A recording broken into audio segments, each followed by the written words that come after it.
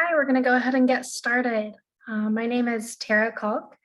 I am the project coordinator of the Southeast Mental Health Technology Transfer Center on the School Mental Health Initiative. We are very excited for part 2 of our learning series on supporting the mental health of students with intellectual and developmental disabilities. If you have audio or technical issues at any time during the session, please use the chat box to communicate with our team, and we'll do our best to assist you. Also, if you have any links to any resources that you'd like to share with other attendees, please feel free to plop that in the chat box as well. And we encourage you to ask questions for our presenter, Dr. Pickard, today through the chat box. There will also be time at the end for Q&A. All right, I'm going to read a quick disclaimer here. The views, opinions, and content expressed in this presentation do not necessarily reflect the views, opinions, or policies of the Center for Mental Health Services, the Substance Abuse and Mental Health Services Administration, or the U.S. Department of Health and Human Services. So as we are funded by SAMHSA, we will have a brief survey at the end of this learning session today. So please fill that out. We really need you to do that so we can continue to provide these sort of trainings to you. All right, and I'm going to do a brief introduction to our center for those of you who are not familiar. So today's session is brought to you by the Southeast Mental Health Technology Transfer Center, or MHTTC for short, and specifically the School Mental Health Initiative here at the Southeast MHTTC. We are located in Atlanta, Georgia at the Emory University Rollins School of Public Health. And we are proud to serve the 8 states in HHS Region 4. And you can see those states pictured here on this little blue map. Our center includes faculty and staff with expertise in public health programs, finance, policy, and health systems. And this really provides us with a unique lens through which we can address mental health priorities in our region. Our goal here at the Southeast MHTTC is to accelerate the adoption of evidence-based mental health programs and practices by providing training and technical assistance to Region 4. On the next slide here, you'll see our website. So we encourage you to visit our website. I think Sarah will be able to plop that link in the chat, and we'll share our email with you and our listserv information shortly as well. And without further ado, I'd like to introduce you to our guest speaker today, Dr. Catherine Pickard. She received her doctorate in clinical psychology from Michigan State University and completed a 2-year postdoctoral fellowship at JFK Partners at the University of Colorado School of Medicine. Her primary research interest is the translation of evidence-based treatments into community systems that are naturally positioned to serve children with autism spectrum disorders, ASD, and developmental delays. Clinically, Dr. Pickard is a licensed psychologist, and she has a strong background in supporting individuals with ASD and other developmental disabilities across the lifespan. She holds specific expertise in intervention for young children, as well as cognitive behavioral therapy, or CBT, for youth with ASD and co-occurring anxiety. And I'm going to hand it over to Dr. Pickard. Great. Thank you so much, Tara. It's great to be here. For those of you who were here last week for part 1, it's really nice to see you again. And for those of you who are new or weren't here for part 1, it's nice to meet you, and I appreciate you putting information into the chat box.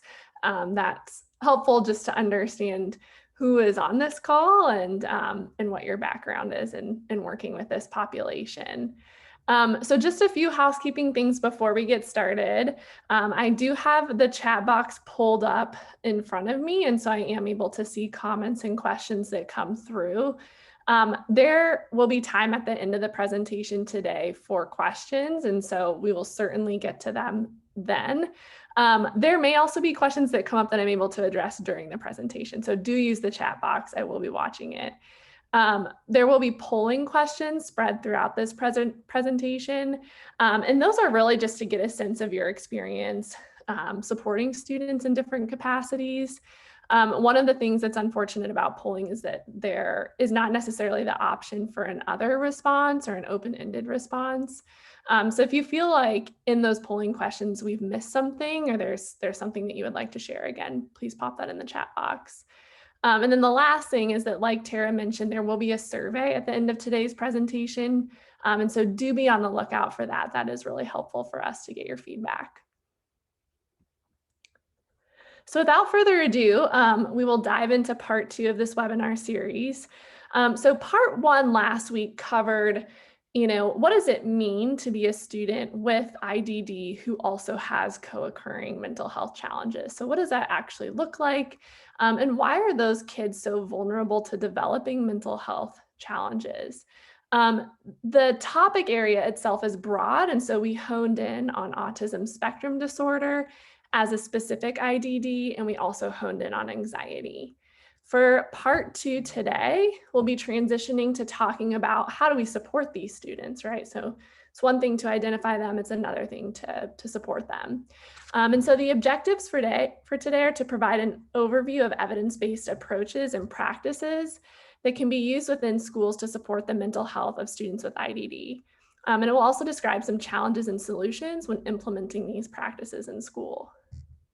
So specific objectives, to describe evidence-based approaches to support the mental health of students with IDD, to weigh different ways that mental health programming can be delivered to students with IDD at school, to plan for successful and sustainable mental health programming for these students, and then finally to know where to find additional resources to address the mental health challenges in these students.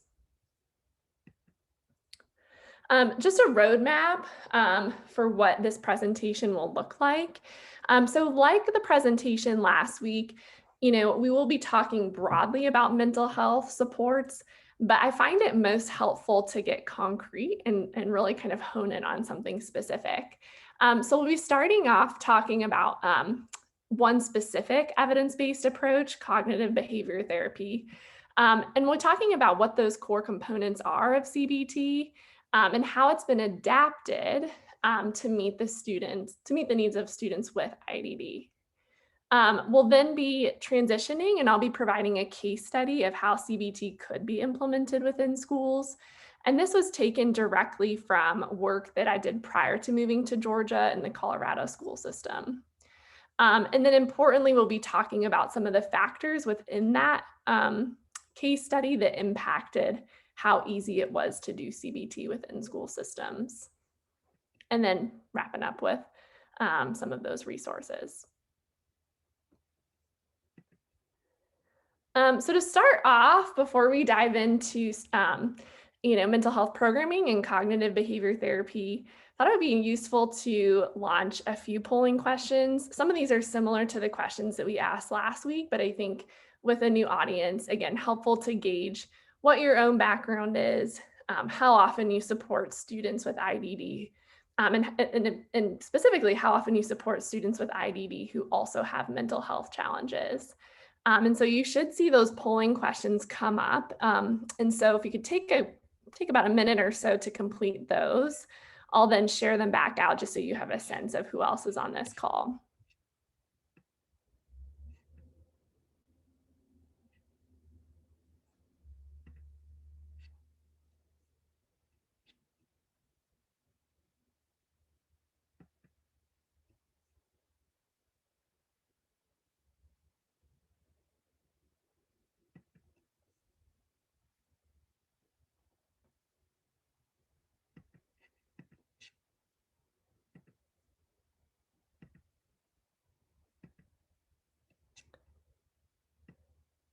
And Tara, I'm not sure if I'm able to share those back out.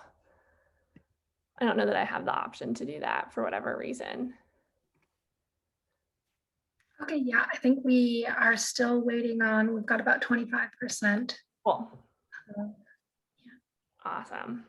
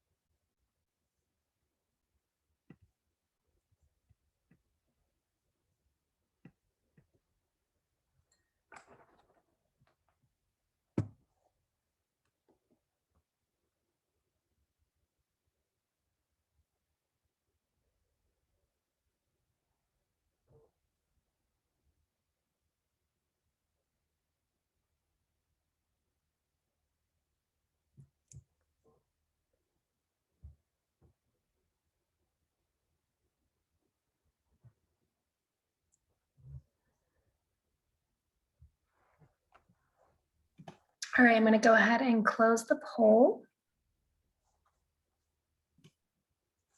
Awesome. Thanks so much. So in terms of just professional roles, it looks like similar to last week, folks are saying that they have background in different mental health areas. So counselor, social work, psychologist, school admin. And for other, it looks, please feel free if you haven't already to pop what that other response is into the chat box. I see a prevention director at a YMCA, social services specialist working with Greene County. So how much of your professional time do you spend working with students with IDD? So variable responses here with, some people not working with these students a whole lot and some people spending all of their time. Looks like the majority are spending about half of your time or more with those students. How much of your time are you spending supporting the mental health needs of these students? You can see some of those responses here. And then I think importantly, a question that I'm always really curious to know before starting these presentations is to what extent do you feel that your school has adequate programming to support the mental health of students with IDD? And for those of you who aren't in schools, this could be applicable to the clinical setting that you are in. And so here we're seeing that a majority of people saying that they either have adequate or that they have poor mental health programming for these students, with some people not having any. So very helpful to know. Thank you so much. And it will be nice to know as we go through this talk and start to really dive into some of those best practices. And before we dive into CBT itself, which is the specific type of evidence-based practice we'll be talking about today, I do think it's helpful to give context on where some of this work has stemmed from. So like, why is it that we are thinking so much about adapting best practices in mental health for students with IDD? And I think most of this work really has come online probably within the past 2 decades or so, and has stemmed from this significant need or kind of, I don't know if need is the best word, but from siloed resources, definitely within community settings. And so one of the things that we've seen relatively consistently, although I will say it's gotten better over time, is that services that are designed to support students with IDD are often grouped into services that support the IDD itself. So thinking about services to support daily living skills, communication, fine motor and gross motor skills. Those services seem to be in one camp. Mental health services seem to be in another camp. And it can be very difficult as a person with a disability or a family of a child with IDD to find mental health services that are specifically targeted for and adapted for students with IDD. So a lot of this work has been done in an attempt to bridge those silos. So to really think about how can we better integrate our mental health and IDD systems. I appreciate someone's comment in the chat box about rural areas being particularly difficult to access these things. So when we think about mental health in general, one of the more common treatment approaches is cognitive behavior therapy, or CBT. So this really is considered the treatment of choice for anxiety in the general population. It's also considered treatment of choice for treating anxiety and other mental health challenges in students with ASD or with IDD. And the overarching approach, CBT, is the same across both groups of kids. However, I want to talk today about what it is or how it is that CBT has been adapted specifically for students with IDD.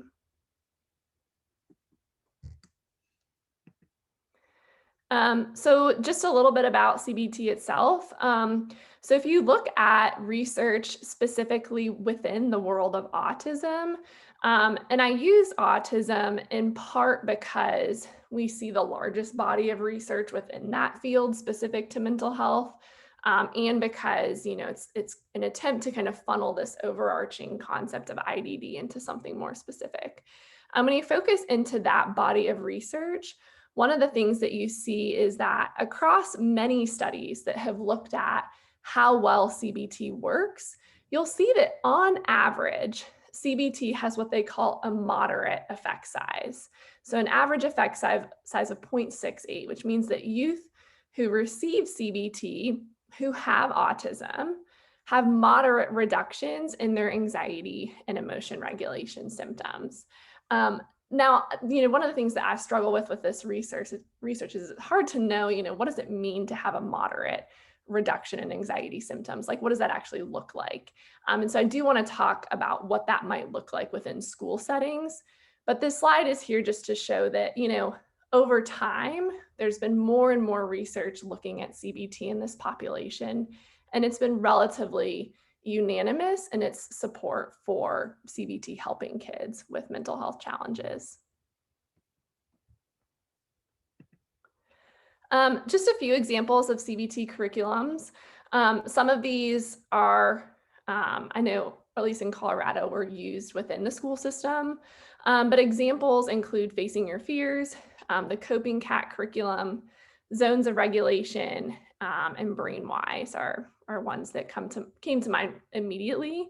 Some of these were specifically adapted for students with IDD. So Facing Your Fears right here is the program that we'll be chatting about today, and that is a program that was adapted for students with IDD.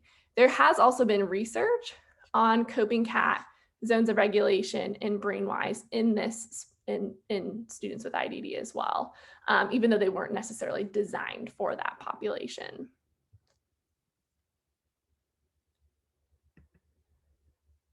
So how does CBT work exactly?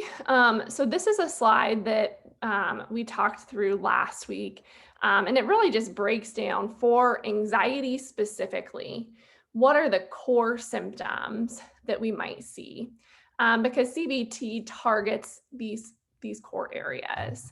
So when we think about anxiety, and this is the case with other mental health conditions, specifically depression, which comes to mind, we see symptoms in these different areas. So the first being these physiological symptoms or the feelings, right?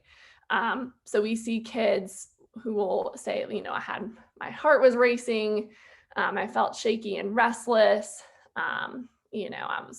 felt overwhelmed and emotional, I was having trouble sleeping, and we ourselves, when we're anxious, likely experience some of these things too. There's also the cognitive symptoms or the thoughts.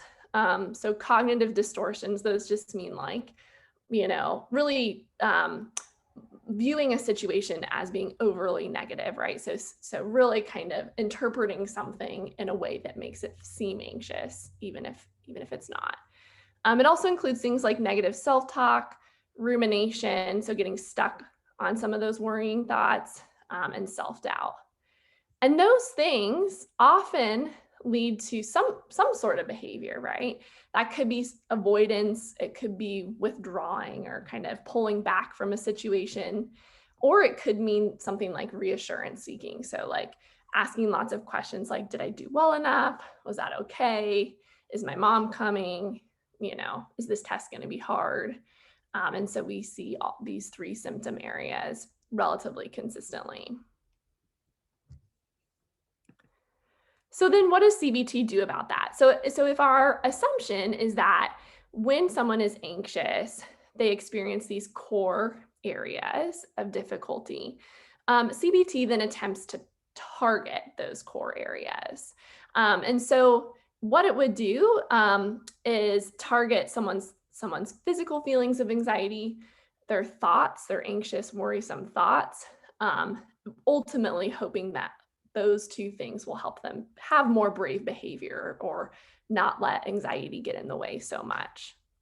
So CBT, like if we think about separation anxiety, for example, would conceptualize worry kind of like this. So, say a child has separation anxiety and their parent goes to another floor of their house or is out of sight.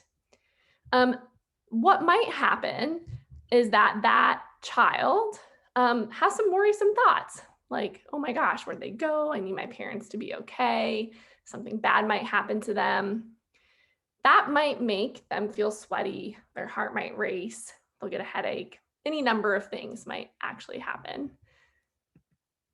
And then you might see all sorts of things, right? You might see refusal, crying, clinging, following the parent around to kind of see or to make sure that they don't go out of sight. So again, CBT would attempt to target these areas, and we're going to talk a little bit about what that is. But I want to just like drive home that conceptualization and point, because I do think it helps make some of the different parts of CBT that we'll talk about. I think it helps to make those things make a little bit more sense. So here's just another example, and this is for social anxiety. And so, for example, in this situation, the trigger might be being called on in class. If you're anxious in social situations, being called on in class is not ideal. It definitely could be worrisome. So the teacher calls on you, and all of a sudden you're sweating and you have some of those physical sensations. And I have 2 polling questions I'd just be curious to hear. So if you had social anxiety, you got called on in class, all of a sudden, your heart is racing and you feel sick to your stomach.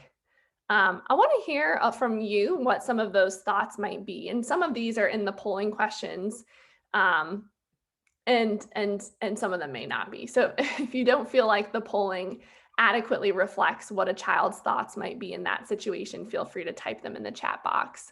But I want to hear from you. What might they think, and then what might they do?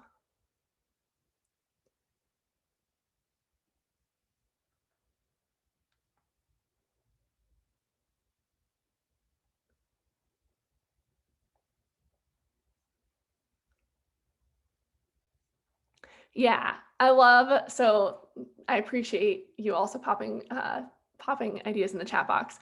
I'm going to die. So this catastrophization of the situation, absolutely. Freezing is a response, absolutely.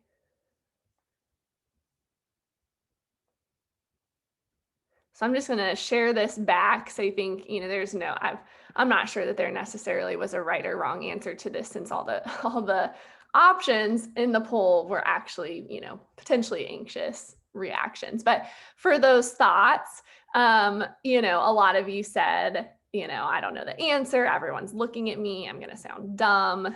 What if I get laughed at? I'm going to die. Someone pop that. My mind just went blank. Oh my God. Yeah. And then, so, these responses are happening, and it absolutely impacts your behavior. So your face is flushed, your head's on the desk. Maybe you don't answer the question at all, or you freeze, as someone put in the chat box. For some students, it may be so overwhelming that they actually leave the classroom. We certainly see that. Or, we see, any number of other behaviors, including hitting of self, hitting hands on the desk, etc. So you get the point. Whoops, I think I actually accidentally stopped sharing my screen instead of the poll. Sorry about that. There we go.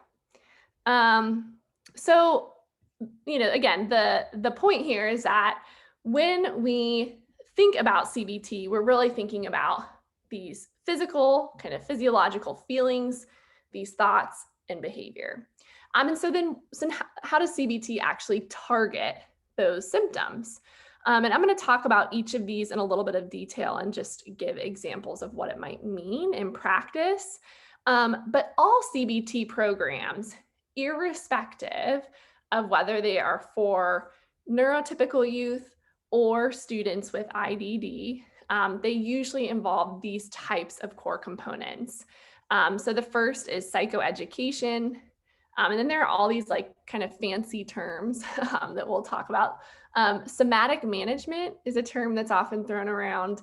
Cognitive restructuring, problem solving, graded exposure, and then relapse prevention. And so again, we'll talk about what each of these things are. Many programs include them. So what is psychoeducation? So really, it's just building that foundational emotion knowledge, excuse me. For students with autism and other IDDs, this is particularly important, often because emotional insight is not easy. And so that basic understanding of not only what are emotions, but like how do emotions feel in my body and what sorts of situations make me feel those emotions, those areas are difficult. And so it's really important to lay that foundation before you learn strategies around kind of how to manage emotions. So the four main areas are to identify common emotions, again, identify the situations that cause us to feel those emotions, um, to identify how our body feels and what it does, and then learning how emotions can get in the way. And that's really important, right? I mean, especially for, I think about kids in middle school and even in high school too. You're at an age where it's like, why does any of this matter to me? And so a lot of these programs will spend time talking about how is it that anxiety or upset or kind of sadness, how is it that those things get in the way, right? Well, they certainly make it harder to have fun, you know, they certainly make it harder to do things that you enjoy. And so we're also trying to get buy-in here too around like why it even matters to talk about emotions. A lot of CBT programs lay that foundation and they move into what is the fancy, like what people sometimes call somatic management, but really just means teaching relaxation strategies that help reduce some of those physiological symptoms of anxiety. So they help us to calm our bodies. And I love using that term. They help us calm our bodies. And one of the things that we see in students with IDD is that many students, and probably not just those with IDD, but they end up relying on adults to soothe them or to tell them to take a break, right?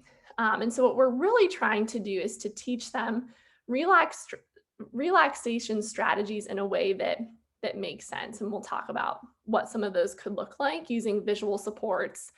Um, but really, we're talking about strategies that are easily accessible, things like deep breathing. A lot of times kids or even adults will say, well, what calms me down is, playing on my tablet, right? Or, I don't know, like reading a book or you name it, right? And although those things are important too, they're not always accessible. And so we are trying to think about teaching not just any relaxation strategy, but those that kids can use in the moment. And then part of CBT is then obviously embedding these things within daily routines. I always give the analogy, like we have to practice these things even when we feel good, because when we're anxious and upset and in the red zone, it's very hard to access those strategies. It's no different than, I give the analogy of like shooting free throws at a basketball game, right? You practice over and over and over again. So that way, when you get to the game and you're really nervous and anxious, you've done it a million times. So it just kind of comes naturally. And so we certainly use that type of analogy with kids too. Cognitive restructuring, fancy way of saying there's strategies to manage our negative or our worrisome thoughts, right? So sometimes we'll say like we calm our body, and we also kind of calm our mind, right? And these are those strategies that do that. So we teach, kids, including again students with IDD, to pay attention to the negative self-talk, and to really kind of understand what those thoughts look like for them. Here, one of the things that I think, and maybe is a misconception about CBT, especially in this population, is that we're not necessarily telling kids that the negative thoughts are wrong. We're not getting into a debate or telling them to, they need to challenge them or find the flip side, right? For kids who are rigid thinkers, that it's a difficult thing to do. Here, we're just thinking about simple replacements, right? So again, focus on replacement and not necessarily kind of challenging. And again, we're using repetition that are really designed to, again, help kids access these thoughts in the moment. And I'll, again, show some visuals of what that could look like.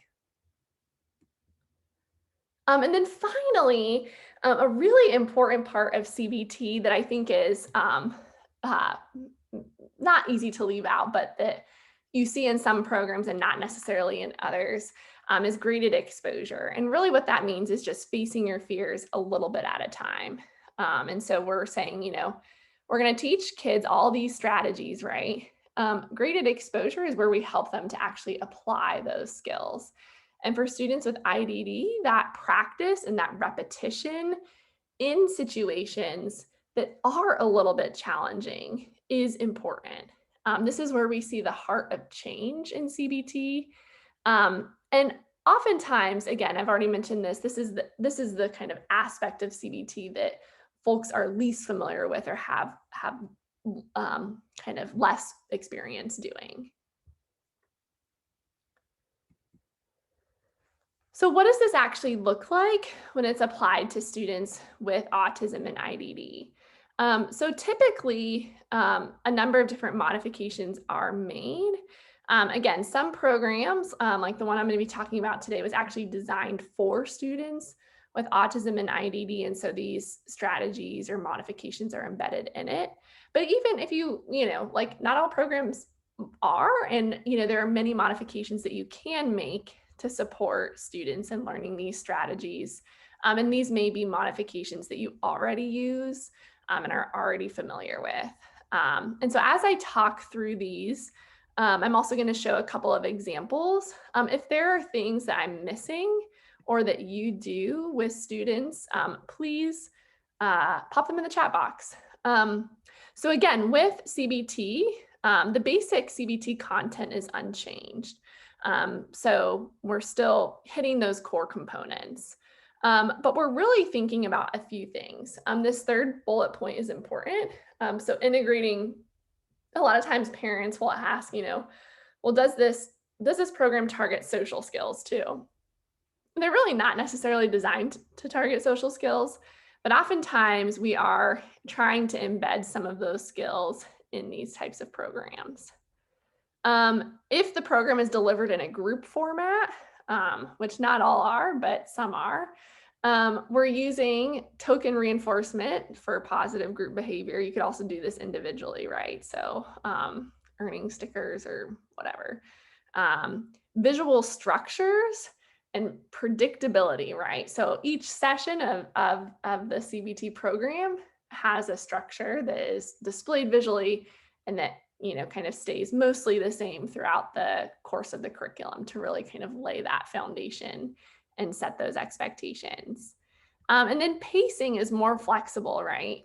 And so we're really thinking about, we don't necessarily need to move from one session to the other relatively quickly. We can also repeat content, right, as needed to support students in grasping some of these areas.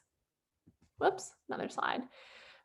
We're also doing some other modifications. Again, we're teaching prerequisite skills. We're not assuming that even though these students are in elementary, middle, and high school, we're not assuming that they have, they're coming into these programs with emotion, vocabulary, and some of that understanding. We're teaching them as prerequisite skills. Avoiding open-ended questions. The question, how are you feeling, or what makes you anxious? That's a hard question. And so I like this visual on the slide here, which is taken from curriculum Facing Your Fears. Really, instead of asking those open-ended questions, we're saying, everyone worries and gets upset. What makes you upset? And there are checklists, right, that list common situations. Now, if there are things that are clearly missing, those can be added in too, but we're trying to take that demand off of students. Again, we're trying to lessen the writing demand, or allowing someone to scribe for students, building in repetition and practice, using video modeling. So having students both watch other students practice these strategies and also film themselves doing these strategies to watch them back. And then incorporating special interests is another thing that comes to mind as a kind of way to build in reinforcement for doing these things that aren't always fun. Many programs for CBT, especially in students with IDD, have some sort of parent component, knowing that it's actually hard for students to take the skills they learn at school or in a clinic and take them home with them. And so that parent component is really critical in these programs. I do want to talk about that here in a little bit because it's a little bit trickier to do in schools than it is necessarily in a clinic setting. So those are just some examples of modifications.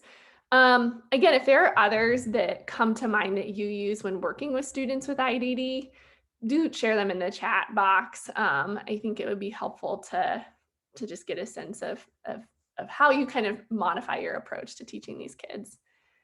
So example modification here, I really like this. This is a visual card related to relaxation strategies.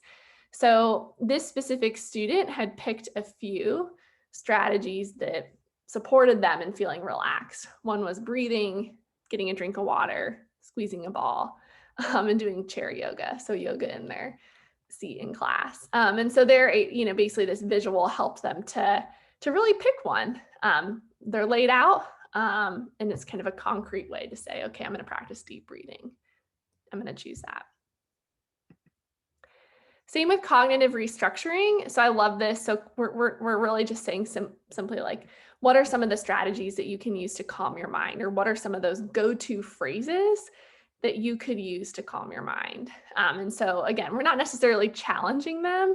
We're just saying, what could you say? And so things like, I can do it. I'm brave. It's no big deal. I'm okay. I'm safe.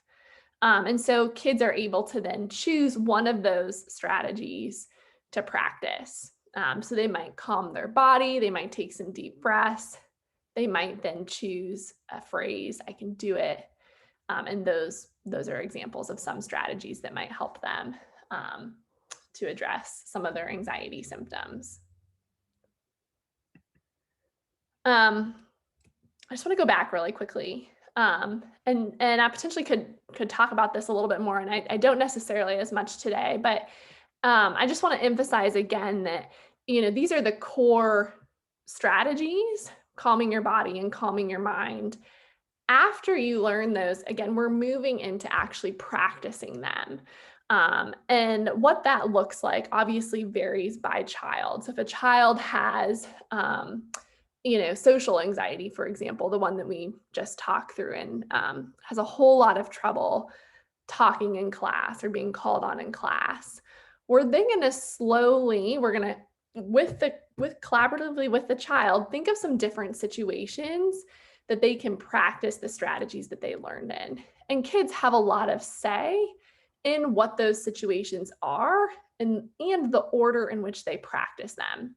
So raising your hand and, just, giving an answer in class may be difficult, but maybe it's easier first to practice in a small group setting, or maybe you practice one-on-one with the teacher. Maybe you have the answer written down in front of you. So there are all these ways that we can set up situations to help kids practice these strategies. And that is really important to be thinking about.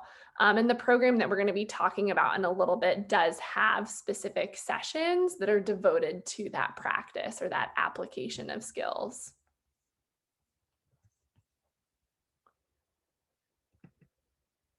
So I want to pause here and just launch another polling series. And these ones are really designed, again, to understand how you adapt what you do, even if you're not necessarily supporting the mental health of students with IDD, to really understand how it is that you adapt your teaching in general to students with IDD. Again, this by no means represents all of the possible options. And so if there is something that you feel like is missing, please do pop it in the chat box.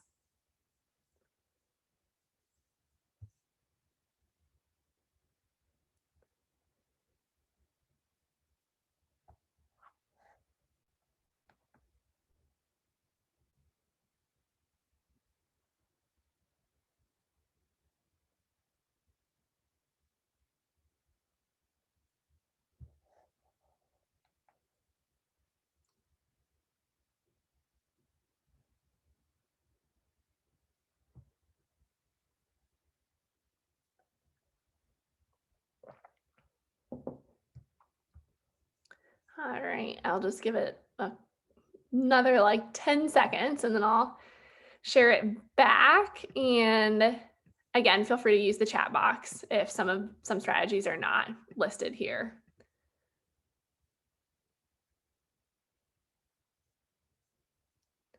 All right, so I'm gonna share that back. And so what you'll see is the most often, or most frequent, most common response was using visual schedules, which is awesome. Yeah, visual schedules really do help both to set expectation, to set routine, but also to support learning. After that, it looks like giving choices, right? Rather than asking open-ended questions, using token incentives, so like reward systems like stickers, showing students what I'm asking them to do before you actually require them to do it, limiting verbal instruction, awesome, read response options, have kids repeat what they're going to do, that's fantastic, right? So to do kind of like a little comprehension check before you move in. Very cool. And again, these are strategies that you know are used to teach lots of different things. And so we're just thinking about how can we embed them within mental health programming to make these concepts more salient or more obvious to kids. So I want to spend the back half of today really giving an example of how a CBT program might be implemented within schools. One of the things that is important to know is that when I showed that slide that said, um, CBT helps students with anxiety and IDD, and it has moderate effect sizes. That was across 23 studies, and all of those were conducted in clinic-based settings. And so we're really just now at the point where we're thinking about translating these programs into schools, which is not to say that this work isn't already being done in schools, but most of the research that's been published has been published in clinic settings.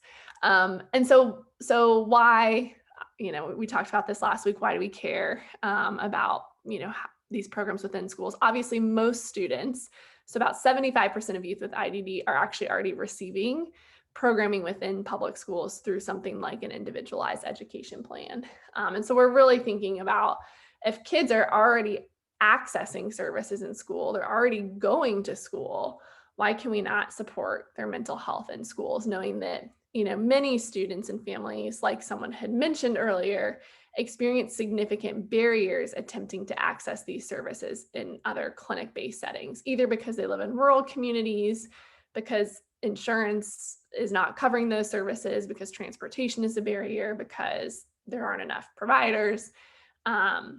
Any of those things can get in the way. So schools really are ideal for this work. And what I'm going to be talking about is a case study.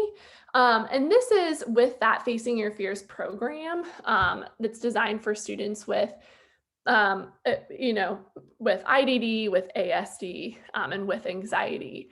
And so this work pulls from a 3-year project that was conducted within three school districts in Colorado. And the work again spanned across 3 years, where year 1 was focusing on actually adapting the clinic-based program for use in school. So the original Facing Your Fears program, which we'll talk about in a sec, was designed for clinics. So we were really trying to get input from parents and providers around, how might this program look like? What would it look like in schools? And what adaptations need to be made to the program.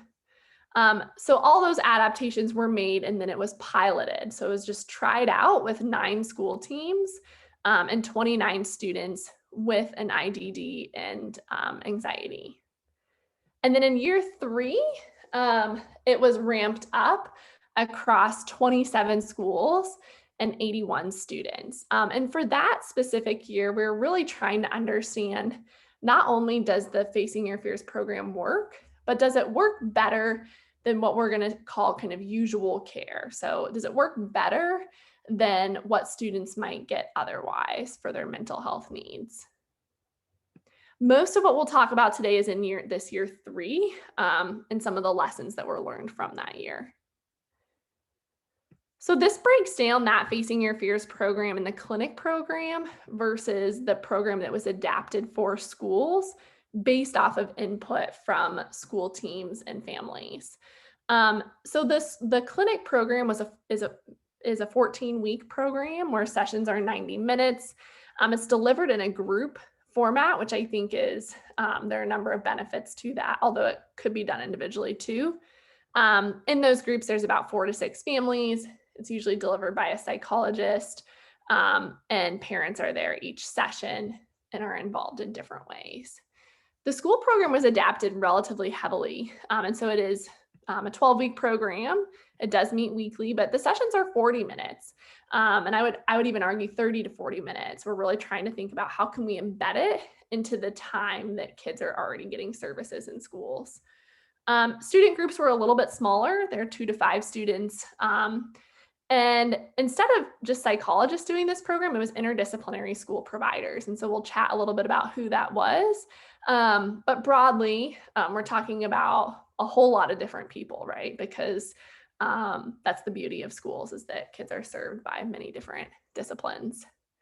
And there are 2 parent contacts or parent sessions, which was difficult to coordinate. These often happen during parent-teacher conferences.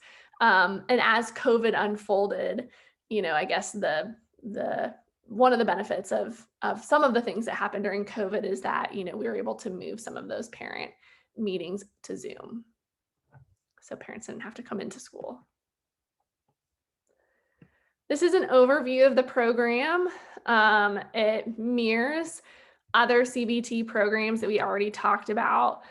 So again, in sessions 1 and 2, we're getting to know you, we're learning about emotions, and we're talking about the fact that everyone gets worried and everyone gets upset, and how I feel or react when I worry or get upset. So really building that understanding.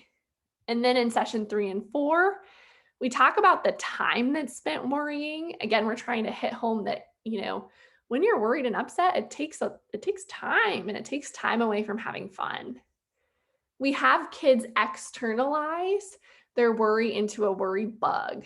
And so this is where kids either draw or use Play-Doh to create what their worry looks like. And oftentimes it helps kids to say, worry is not a part of me. It's the worry bug, or it's whatever.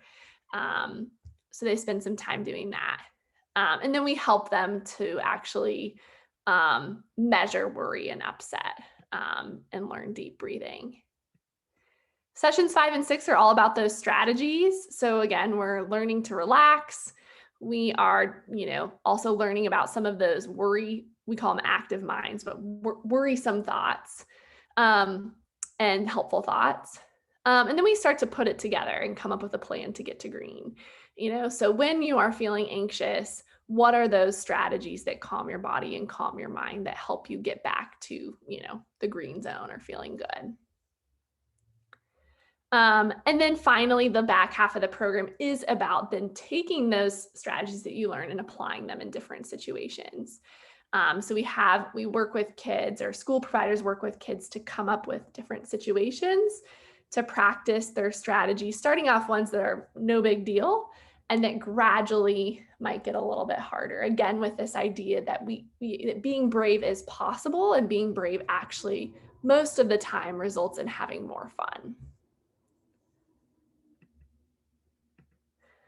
So I'm going to talk a little bit about the results of this work, and some of the input that we got from school providers who participated in this project.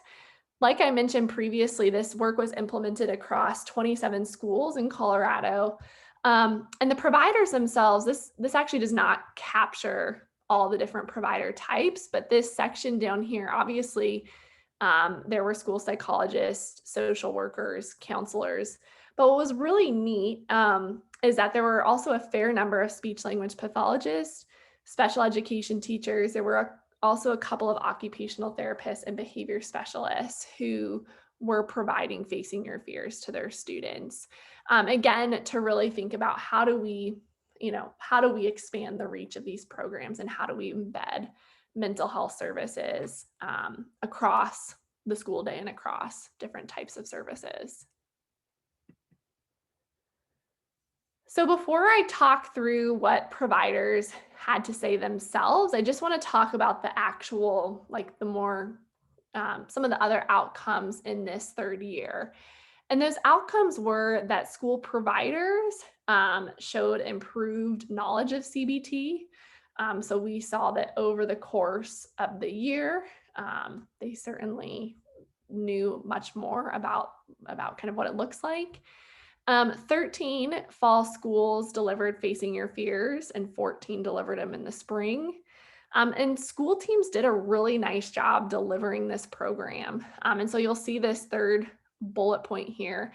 While providers were in the program, they submitted videos of them doing Facing Your Fears. And those were looked at just to see, what is the quality of Facing Your Fears? What does it look like? And the take home was really good quality. And so it was neat to see that not only did school providers do this, understand more, but they were doing this program really well and arguably just as good, if not better, than some of the research that has been done in clinic settings. And students also have positive outcomes. And so we asked parents and students to fill out surveys on anxiety symptoms, and we saw that students showed significant decreases in their total anxiety, and their social anxiety. For students who had separation anxiety, we saw reductions in that. And then we also saw reductions in this domain called panic-like symptoms, and that reflects those physiological symptoms of anxiety. So the racing heart, headache, butterflies in your stomach, feeling like you're going to die. We saw significant reductions in that.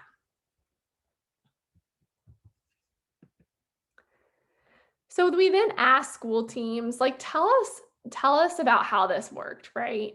And I think that's really important because there are things to be thinking about, when you are implementing mental health programming within schools. And so we did exit interviews with school providers, and we're able to kind of retroactively code those for major themes that came up.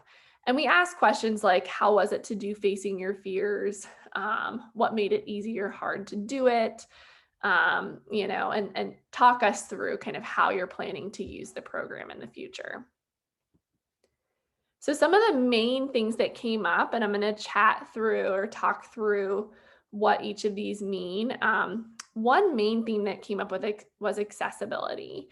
So providers fairly consistently shared that this Facing Your Fears school-based, so Facing Your Fears SB program, was relatively easy to use, even if you didn't have a mental health background. That was encouraging. But a really important thing, and I'm going to share some quotes from it, is that there were a lot of comments related to, hey, the reason that it's important for interdisciplinary teams to be implementing Facing Your Fears is that there are a lot of demands on mental health staffing in schools, right? There are crises that come up. There is testing that needs to be done. There are all these things that pull counselors and that pull social workers and that pull psychologists away. And so to be able to have a team of mental health and non-mental health providers who are able to do Facing Your Fears or other programming is really important for consistency's sake.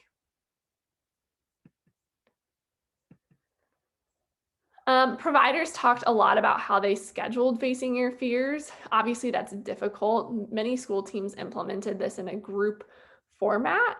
So not only are you coordinating provider schedules at times, but you're also coordinating student schedules. So providers talked about that. They talked about the extent to which they built the Facing Your Fears program into IEP minutes. So again, thinking through, like, how do you structure this? Is it part of a student's IEP? Is it not? And then finally, school teams also talked about adaptations that they made to the content.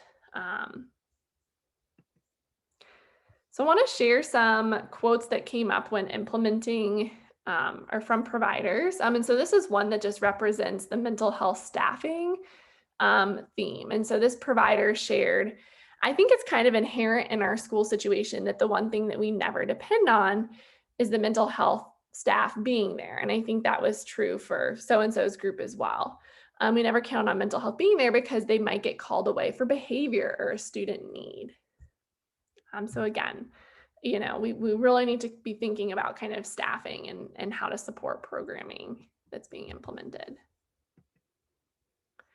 Um, Comments around interdisciplinary school teams.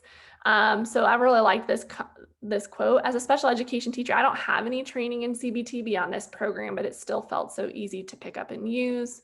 So it seemed like a great way to take this really big, challenging problem to meet the needs of these students by having a program that I think really anybody could pick up and use, and it would be beneficial to kids.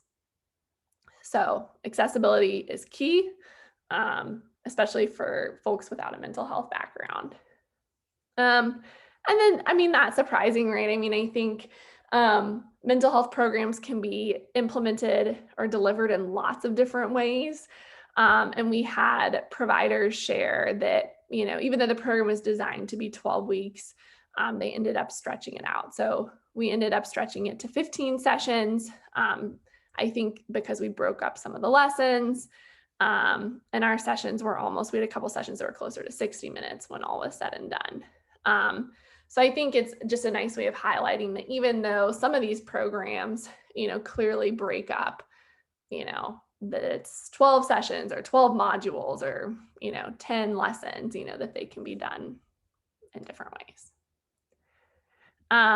But interestingly, and I think speaking to this specific population, right, we're thinking about students with IDD, the reason that staff were sharing or providers were sharing that they broke up sessions was around this need for comprehension. So this provider shared, I think we would get really stuck on, like, I don't think they got this concept. I think we need to do it again. And I know they told us over and over in the training, it's okay, just keep going on to the next content area. But as schools, we don't work like that. And so I thought that was a really nice way to highlight that, even though the Facing Your Fears program is designed for students with ASD and IDD, that ultimately, right, there are things that you do naturally to support students in understanding these concepts, whether it be repetition or other things that might extend the program.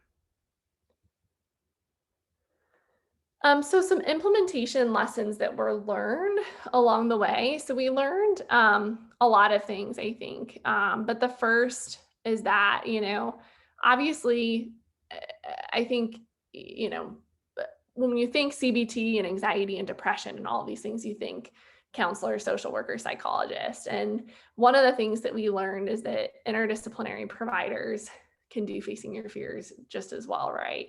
And in fact, that actually might be important because it allows for providers to share responsibilities, right? So that way, when mental health needs arise, it doesn't fall onto just one group of providers that also has kind of high demand placed on them. So it's a really neat way to see mental health programming dispersed. Obviously, we learned that the program, for the most part, was easy to use, although we also received feedback on how we could make it even more accessible. Facing Your Fears was able to be delivered flexibly. Again, providers were able to adapt it as needed, and the treatment outcomes were promising. They were, when we looked at, how the outcomes compared to some of the clinic-based trials that have happened, they were somewhat less robust. So even though we saw that students had decreases in their anxiety, they were a little bit smaller. At the same time, the program itself, one of the nice things about it is it is actually a much smaller. Sessions went from 90 minutes to 40 minutes, right? So we're talking about overall kind of a lower intensity program. And so that may have been one of the reasons. I didn't share a lot of the schools. One of the themes that came up, a lot of the school teams were planning to continue to use Facing Your Fears. They had already delivered it to other students on their caseloads. And earlier on, I mentioned, like, what does it mean when we say, like, a student had significant anxiety reductions. Like, what does that actually mean? So school teams did provide examples of that. And one of the things that they consistently shared is that they felt like students were more engaged in class. They're better able to participate in class.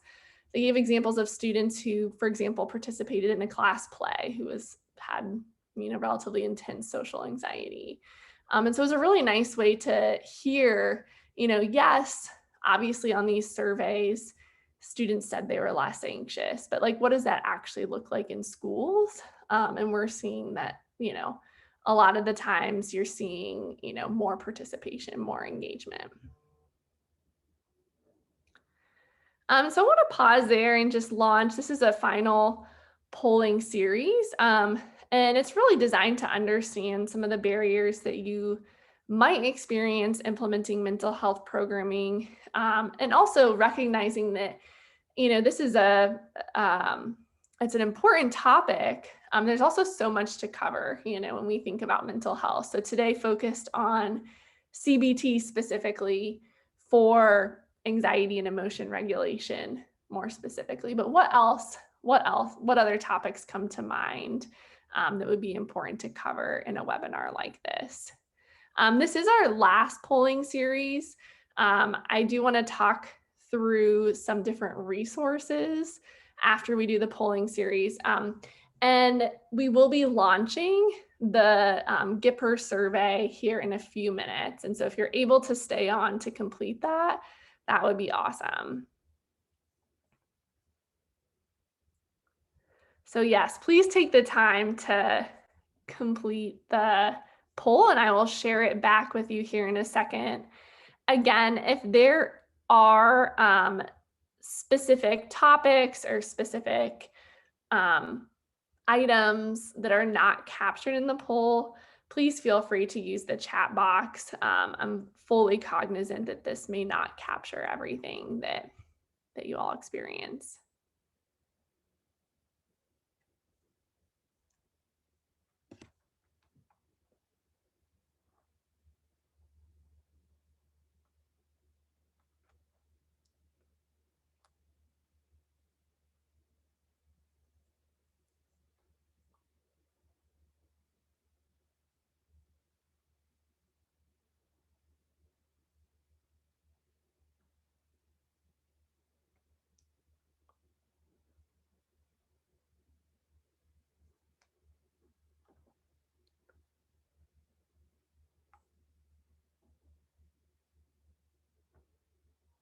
All right, so I'm going to share this back just so you can all see some of those responses. Also good for us to know.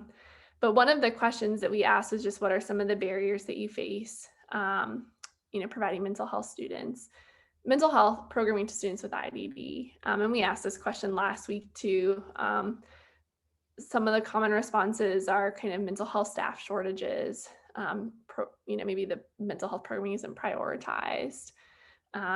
Limited knowledge of mental health programming. When we implement mental health programming for students, I'm not sharing the poll back. There you go. Reading it to myself. So there are those responses for question number 1. For question 2, when we implement mental health programming for students, we're often needing to think about, again, same things, mental health staff shortage, but most commonly how to fit mental health programming into the school day. For students with IDD mental health topics I would like more information on, supporting challenging behaviors. I wondered about that. As we move forward, I think this is a really important topic, right? We're talking about students who have a much greater vulnerability to mental health. And there's so many different specific topics that dive into that. And so it's really nice to hear what some of those other areas of interest are. So I see behavior, emotion regulation, those two things go hand in hand, followed by trauma-informed care and some of these other things.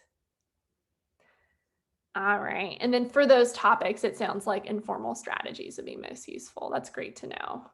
If there were topics that were not covered in this poll that you would think would be, valuable to learn more about, please do again share those in the chat box, because I think, again, those were things that just came to mind as being potential areas that we get lots of questions about, but they're by no means comprehensive. So ideas are more than welcome. So we'll stop sharing that, breeze through those. In terms of additional resources, so these links I will can also be shared back with you. These are resources that I think would provide more information on mental health in this population specifically. And so there are links. Last week I referenced this specific resource to the American Association for Intellectual and Developmental Disabilities, AIDD. They have fantastic webinars on a range of topics specific to that, specific to youth with IDD, and mental health being one of them.